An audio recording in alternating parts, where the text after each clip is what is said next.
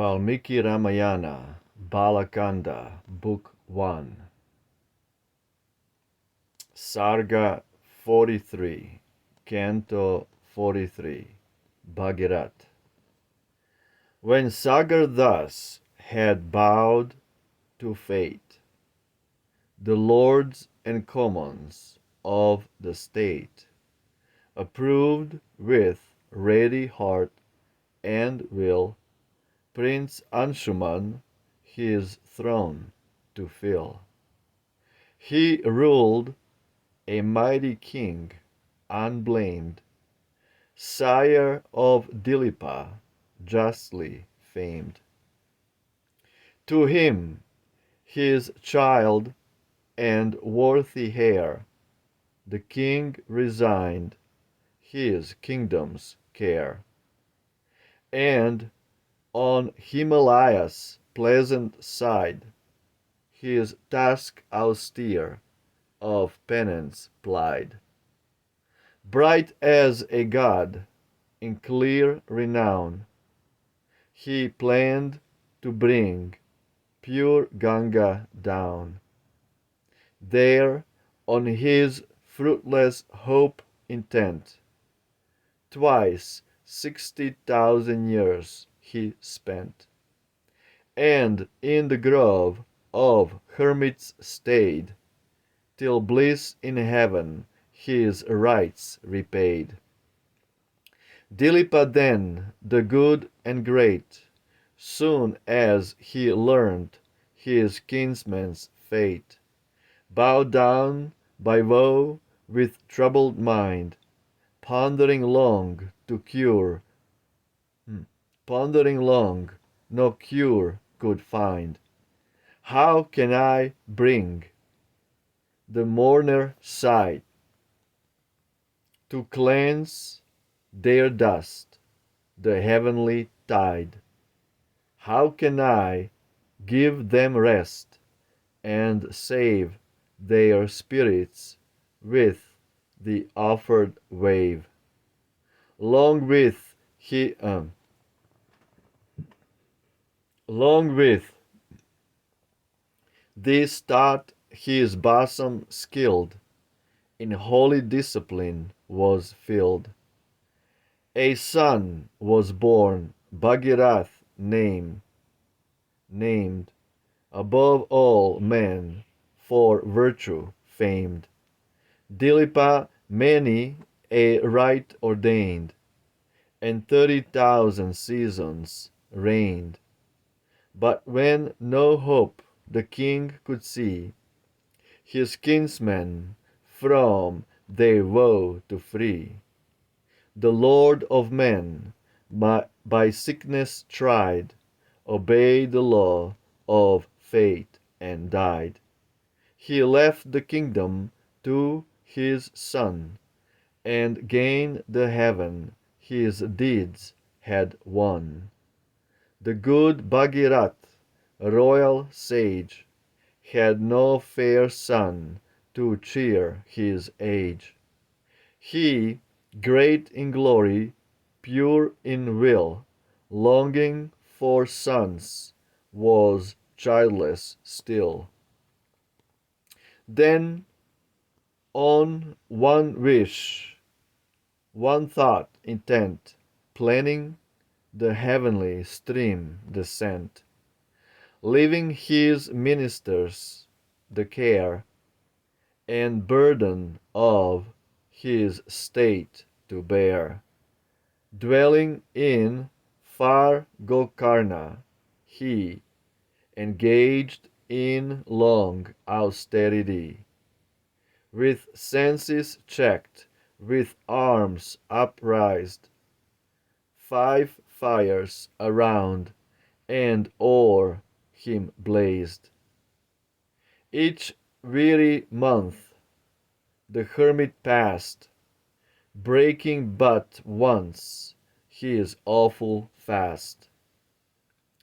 In winter's chill the brook his bed, in rain the clouds to screen his head. Thousands of years he thus endured, till Brahma's favor was assured. And the high lord of living things looked kindly on his sufferings. With trooping gods the sire came near, the king who plied his task austere. Blessed monarch of a glorious race, thy fervent rites have won my grace. Well hast thou wrought thine awful task. Some boon in turn, O hermit, ask. Bhagirath, rich in glory's light, the hero with the arm of might. Thus the Lord of earth and sky raised suppliant hands and made reply. If the great God his favor deigns, and my long toil its fruit obtains, let Sagar's sons receive from me libations that they long to see. Let Ganga with her holy wave the ashes of the heroes lave, that so my kinsmen may ascend to heavenly bliss that ne'er shall end.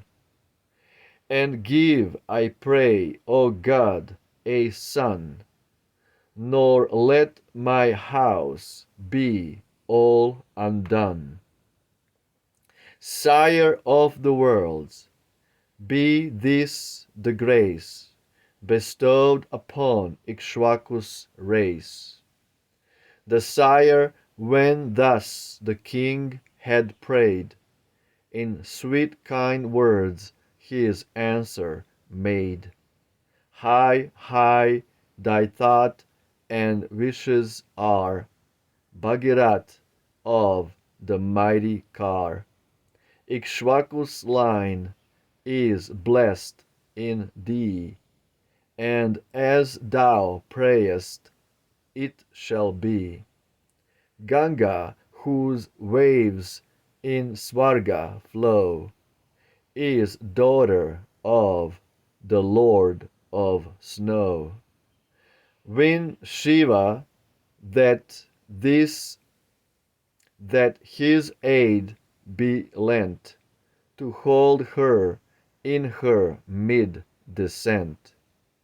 For earth alone will never bear those torrents hurled from upper air, and none may hold her weight but he, the trident wielding deity. Thus having said, the Lord Supreme addressed him to the heavenly stream, and then with gods and maruts went to heaven above the firmament. Jai Valmiki Ramayana. Beautiful. Credit where credit is due. Sir Ralph Griffith. This is beautiful British translation of 42nd chapter or 43rd chapter of Ramayana, Book 1, Bala Kanda. Footnotes. Garud, 53.1b, Garuda.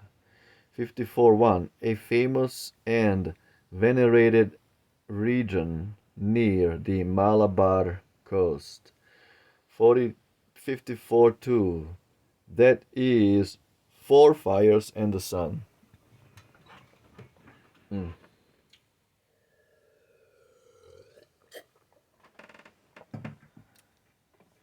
Anyway, this is a beautiful chapter that talks about how Bhagirath King Bhagirath was able to perform severe austerities to bring Ganga down to the earth, or the middle planetary system called Bhumandala, the middle earth. And Lord Brahma told him, to do that you will need help of Lord Shiva, because nobody can sustain that waterfall, that divine celestial waterfall of Ganga onto the earth. So he needs Shiva's help. And in this way we see a picture of Shiva with a waterfall on his dreadlocks. And that resembles Ganga's descent from heavens, from celestial superior regions, multidimensional regions, onto this middle earth, Bhumandala.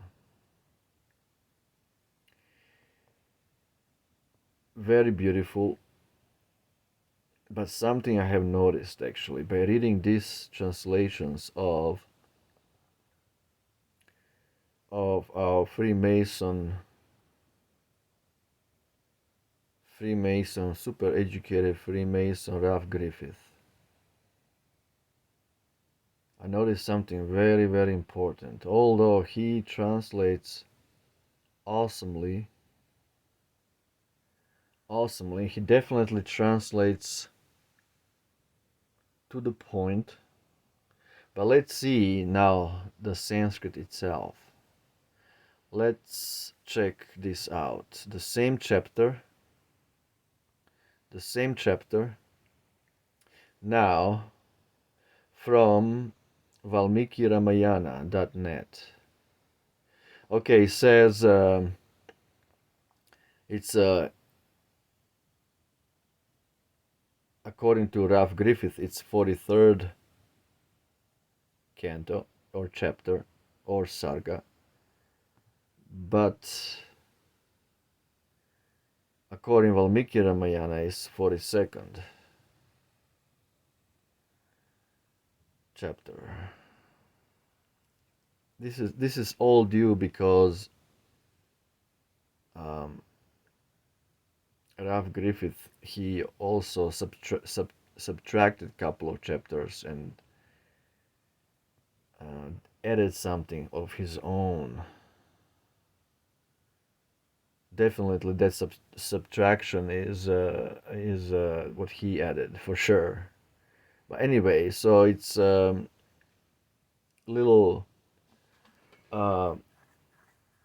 without synchronization, something going on. Anyway, let's read what ValmikiRamayana.net has to say about this particular chapter. Bhagirathas. First of all, Bhagiratha. I guess dialect would say Bhagirath, but properly to say is to say the whole name with A at the end, Bhagiratha.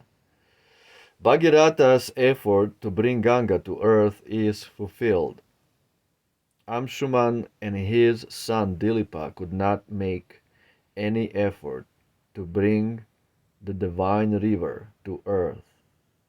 But Bhagiratha, the son of Dilipa, staunch at heart, tries earnestly to get her onto earth. Brahma, agreeing for this descent of Ganga, designates Lord Shiva to bear the burden of the onrush of Ganga, because the earth cannot sustain it. Okay, this is the first verse. Now check this out. What I have noticed, the difference between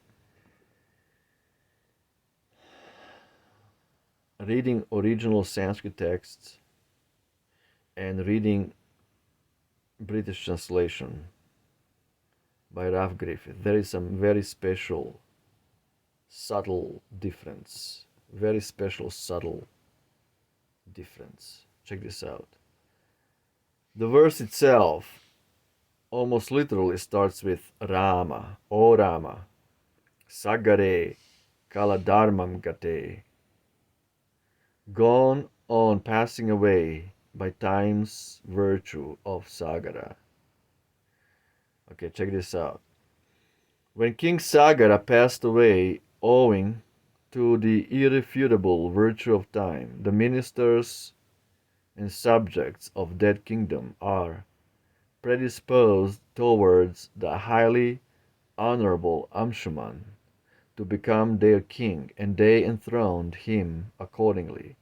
Thus Vishwamitra continued narration about the predecessors of Rama. Check this out. So, this verse, the very beginning of this particular chapter, starts with the name of Rama.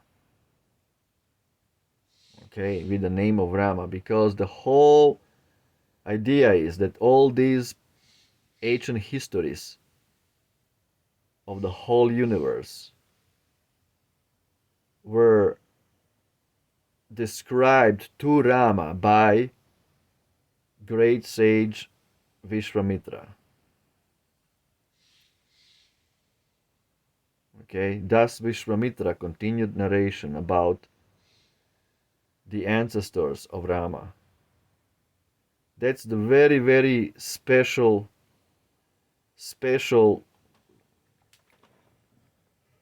theme that permeates all of Ramayana, that everything is being told, and Rama was the main recipient of all these histories.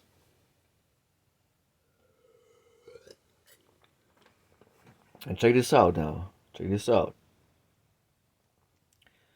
Ralph Griffith chapter starts when Sagar Das had bowed to fate. The lords and commons of the state approved with ready heart and will Prince Anshuman's his throne to fill.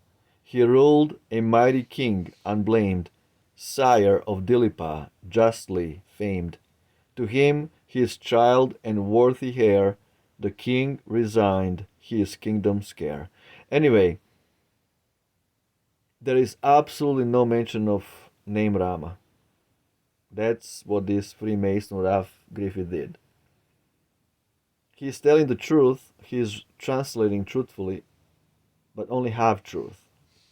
He doesn't talk about the most important thing that pervades all over Ramayana. The most important thing, the essence of Ramayana, that Rama's name is mentioned almost in every verse. Almost in every verse of Ramayana, Rama's name is mentioned, because Ramayana, it's all about Rama, not about ancient histories. That's a secondary subject. The first subject is that Rama is the main character of Ramayana, and he is hearing and learning about all these ancient histories from his guru, Vishwamitra. That's the essence of Ramayana. And reading this translation of our Freemason Ralph Griffith, who is constantly minimizing Ramayana as a mythological, imaginary thing. That's why he never mentions, or very rarely mentions, the name of Rama. Very mean of Mr. Ralph Griffith. Now check this out. So this is the first verse. Because right there you can hear it right from here. Check this out. You can hear the word Rama in the verse itself. Kaladharmam gate Rama sagare prakriti jana. You see, she said Rama, but our Rav Griffith didn't translate that word Rama.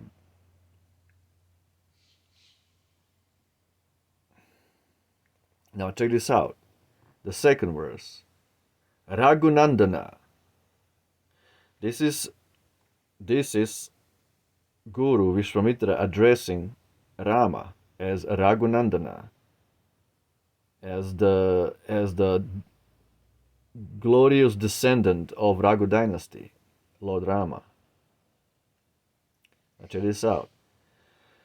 He that Anshuman turned out to be a very great king, and O Rama of Raghu's delight, he begot a marvelous son who is renowned as Dilipa. Okay?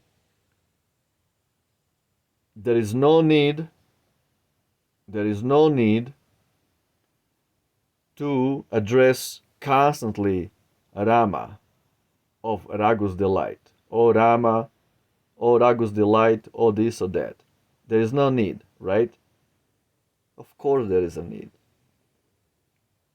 Of course there is a need, because it's all about Rama. This has been taught to Rama by Vishwamitra. That's why Rama and Vishwamitra are constantly being mentioned in almost every verse of Ramayana, so that everybody understands where is this spoken and to whom was spoken. This is called Guru Parampara. Nobody can come up with this knowledge, high on weed, and he has some imagination, some stories coming to him, in his mind, and he wrote them down. No, it's not imaginations or mythological, mythological, unrealistic, some bedtime stories. No. The reason Rama is mentioned in every verse, almost every verse, is because it's all about Rama as the main center point of Ramayana. Check this out. The third verse, Raghunandana, again. So 3 verses on the road.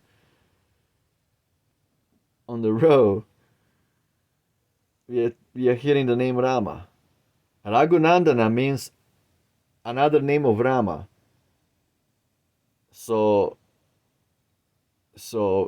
that's why it says, O Rama, Raghu's descendant.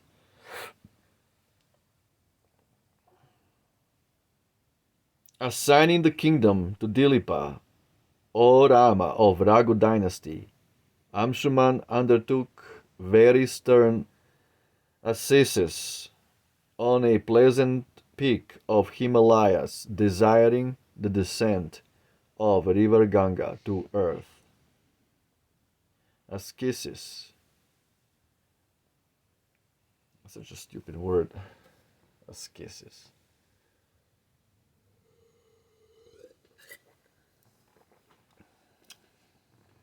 That's where I have an issue with our Ralph Griffith British translation of Ramayana, because he only tells half the truth. He only tells the half the truth. He constantly is trying to not translate this particular word, Rama, because he has allergy to Rama. He's very allergic to the holy name. On practicing ascesis in ascetic woods for 32,000 years, that highly renowned king Anshuman achieved heaven as he acquired only the wealth of practicing the ascesis. Comment: instead of achieving reward of ascesis in the form of descent of river Ganga, he could achieve only his personal merit of his penance, namely an abode in heaven. So when we read Ramayana and when we hear stories like this, that he underwent tapasya, mortifications, for 30,000 years, of course, we're gonna consider these crazy imaginations. Of course, because we are looking at that thing from our own ignorant perspective. We are thinking, we have been conditioned, human society has been conditioned that we are evolving. Now we are not evolving. And we are being conditioned to think that we are the pinnacle of human evolution from nothingness, from dead matter. The universe is empty, and somehow or other we were the first one by some chance to develop into a life form. These are all rubbish ignorance taught by Freemasons. NASA, it's a Hebrew word. Also is it's a Sanskrit word. Nasha means complete annihilation, complete ignorance, complete illusion. Nations, Nasha, NASA. NASA means the priests of atheistic religion. Constantly lying about things and stealing money from people, tax money, and going to some fake moon landings. So yeah, we think these things mythological because we are being taught by these unscrupulous translators, the British translators like Ralph Griffith, and for ignorant people, these these statements like 30,000 years of meditation are far out. But according to the Vedas, there are different yugas, which are time and space dimensions. Not only time, different time frames, there are time and space dimensions where people lived much longer, were much taller, were much virtuous, and much more capable, almost on the level of demigods. This is how powerful were human beings back then.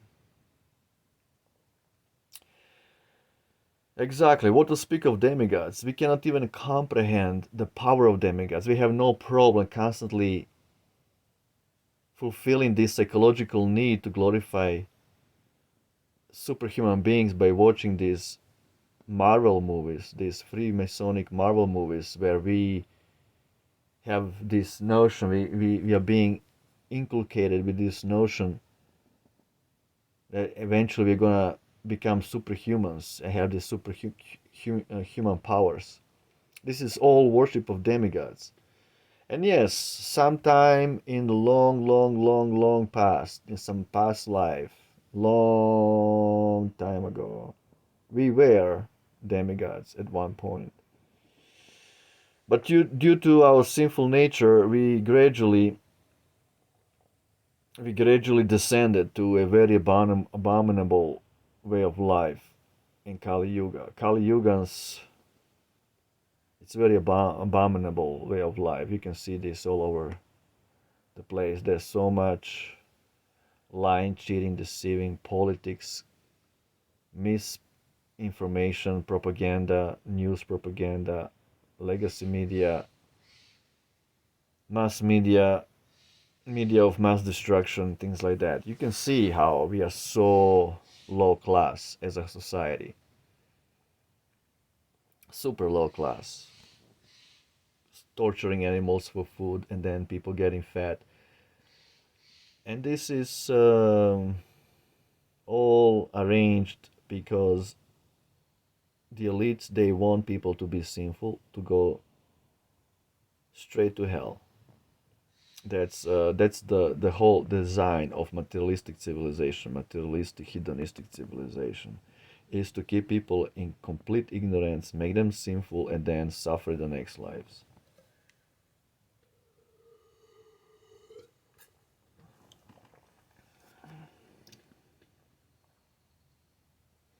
So many things to talk about. So yeah, Rama is the essence of Ramayana. You can't have Ramayana without Rama. And this dude right here, beautiful translation of Ramayana, not a single one did he mention the name of Rama in this chapter. Our Sir Ralph Griffith. So I'm so pissed at these Britbongs.